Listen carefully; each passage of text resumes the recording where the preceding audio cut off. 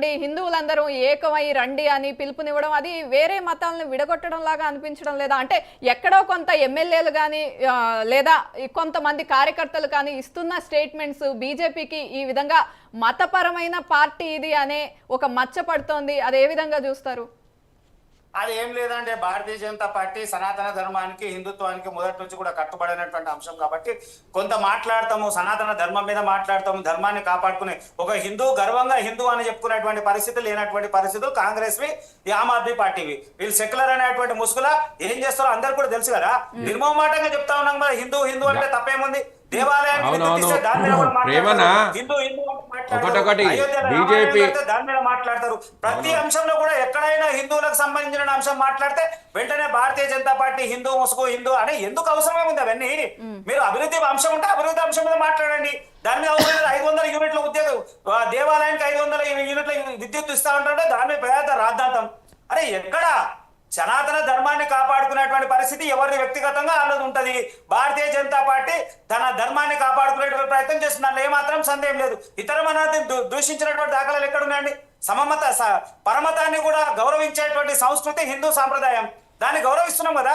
ఎవరిని మేము అవహేళన చేసినట్టు మాట్లాడుతున్నాం? ఏ మతాన్ని కించపరుస్తా ఉన్నాం? ఏ మతాన్ని తప్పుపట్టినాం? లేదు కదా. అరే హిందూ హిందూ అంటే తప్పేముంది? దాని మీద మాట్లాడితే సంఘటన చేస్తామంటే సందర్భం ఉన్నప్పుడు మాట్లాడతాం, దాంట్లో సందేహం లేదు కదా. అయితే ప్రేమన్న, ఇప్పుడు మీరు హిందువు అనే ఒక హిందువులను అడ్డు పెట్టుకొని ఓటు బ్యాంక్ రాజకీయం చేస్తుంది ఓన్లీ బీజేపీ పార్టీ. ఈడ ఒకటే స్పష్టంగా, అంటే వేరే పార్టీల హిందువులు లేనట్లుగా ఒక బీజేపీ పార్టీలనే హిందువులు ఉన్నట్లుగా మీరు ఒక పోర్ట్రేట్ చేసి మీరు చూపించడము, మీరు దాన్ని ఒకటి మాట్లాడము అవసరం లేదు. దానికి ఒక ధార్మిక సంస్థలు ఉన్నాయి, హిందూ వ్యవస్థను కాపాడడానికి ఒక ధార్మిక వ్యవస్థలు ఉన్నాయి. ఏ మతాన్ని ఆ మతాన్ని కాపాడడానికి దానికి సంబంధించిన ధార్మిక వ్యవస్థలు ఉంటాయి, వాళ్ళు కాపాడతారు. మీరు ఒక రాజకీయ పార్టీ, మీరు దీన్ని సెంటిమెంట్ గా వాడుకొని ఓటు బ్యాంక్ రాజకీయం కోసం వాడుకుంటే నిజంగా సిగ్గుచేటు. అంటే మీ చేతగాంతనానికి నిదర్శనం ఇది, మీ చేతగాంతనానికి నిదర్శనం అంటున్నాయి. నేను మీరు ప్రతితోన కూడా ఎక్కడ ఎన్నికలు జరిగినా ఒక నిమిషం ప్రేమ్ గాంధీ గారు, మున్నూరు రవి గారు అంటుంది ఏంటంటే మెజారిటీ హిందువులు ఉన్న దేశం కాబట్టి మీరు మతం పేరుతో వాళ్ళందరినీ మీ వైపు తిప్పుకోవడానికి ప్రయత్నిస్తున్నారు, ఎందుకు ఓటు బ్యాంకు రాజకీయాలు చేస్తున్నారని క్లియర్ గా అడుగుతున్నారు.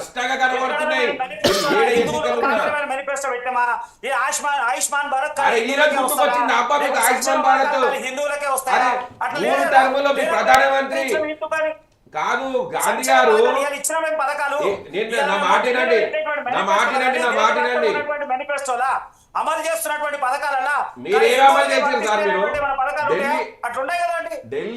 ఢిల్లీ దేశ రాజధాని, మీ ప్రధానమంత్రి ఆడనే ఉంటాడు, మీ కేంద్ర మంత్రులు ఆడనే ఉంటారు. ఆడ పేద ప్రజలకు ఇవ్వాల్సినటువంటి ఆయుష్మాన్ భారత్ ని ఈసారి మేము మేనిఫెస్టోలో పెడుతున్నాం అంటే సిగ్గుచేటండి. ఎవరైనా నవ్వుతారు? మేనిఫెస్టోలో మీరు పెట్టుకుంటారా మీరు దాన్ని? అది కేంద్రం ఇచ్చినటువంటి పథకం, అన్ని రాష్ట్రాలకు ఇవ్వాల్సిన బాధ్యత. కాదు ఆయన ఏమడుగుతున్నారంటే ఆయుష్మాన్ భారత్ అనేటువంటిది ఖచ్చితంగా దేశవ్యాప్తంగా అమలు చేయాల్సిన అంశమే, అది కొత్తగా మళ్ళీ మేనిఫెస్టోలో పొందుపరచడం ఏంటి, ఎందుకు ఈ విధంగా, అంటే హిపోక్రసీ ఏంటి అనేది. అంటే పేద ప్రజల మీద మీకు ఉన్నటువంటి ధ్యాస ఆడ కనబడుతుందాడా? మీకు ఈ రోజు గుర్తుకొచ్చారు పేద ప్రజలు.